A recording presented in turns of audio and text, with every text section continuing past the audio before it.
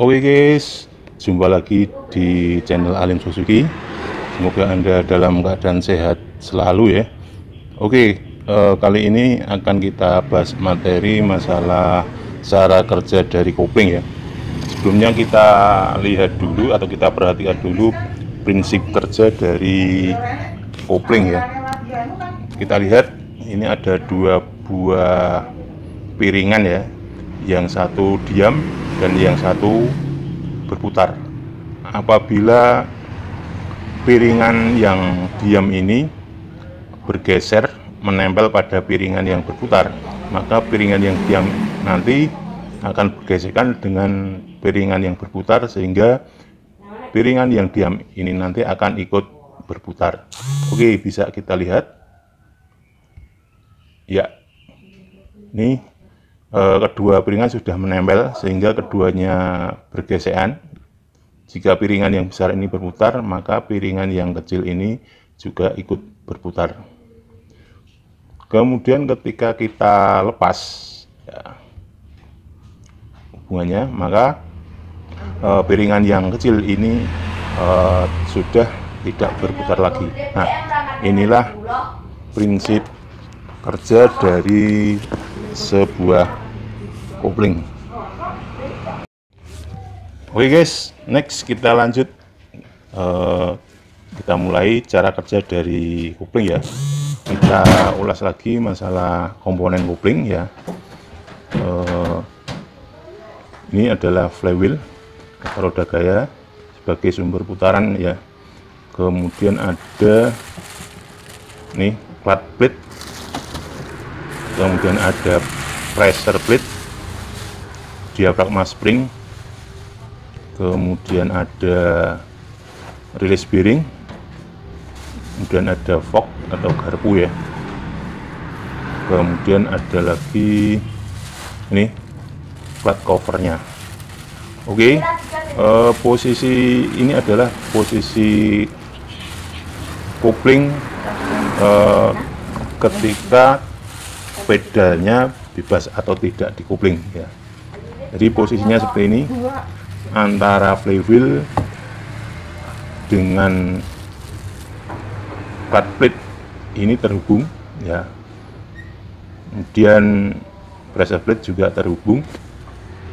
Kemudian kondisi dari diafragma spring ini menekan pressure plate ya, sehingga antara flywheel dan clutch plate karena terhubung, maka jika flywheel berputar maka clutch plate ini juga ikut berputar, sehingga putarannya diteruskan ke input transmisi atau poros input transmisi, kemudian ke transmisi. Nah, kita perhatikan sekarang. Nah, ini ketika pedal gas, pedal kopling kita tekan ya, maka garpu ini akan menekan release bearing.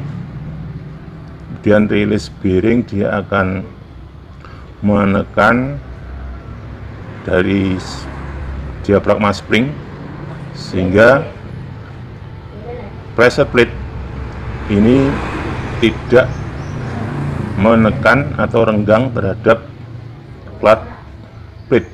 Nah, sehingga hubungan antara clutch plate dengan flywheel itu renggang juga, sehingga putaran dari flywheel ini tidak diteruskan ke clutch plate.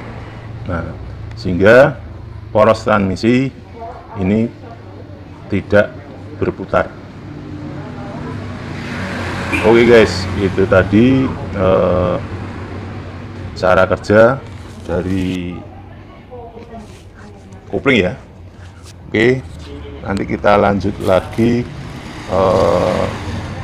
memasuki sistem, di mana sudah kita tampilkan mekanisme aktuatornya.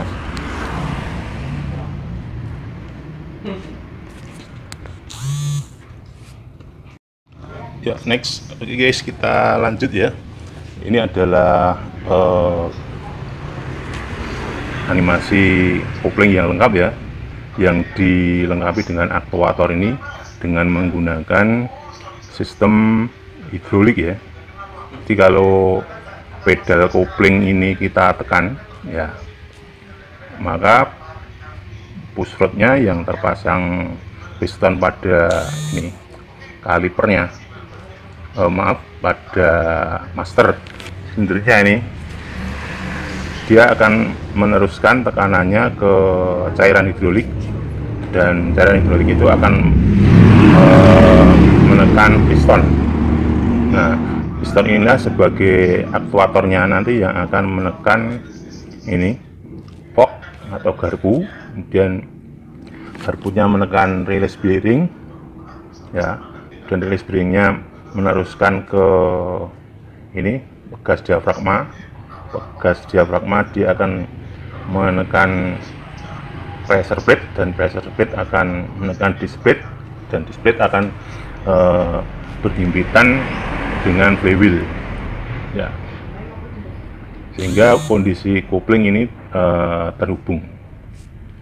Oke, kita lihat cara kerjanya secara lengkap ya. Oke, ini pedal kita injak, tekanan hidrolis diteruskan ke garpu, rilis, pegas, sehingga pegasnya tadi ya, dia merenggangkan antara disc plate dengan pressure plate ya. Kita ulang lagi ya. Oke ya, ini waktu lepas. Nah, ini pedal dilepas, tekanan dilepas, sehingga tekanan dari garpu ini juga lepas, sehingga ini pada akhirnya kondisi kampas kopling terhubung lagi dengan flywheel. Oke guys, itu tadi cara kerja dari kopling ya.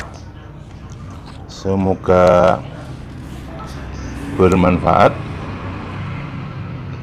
Sampai jumpa.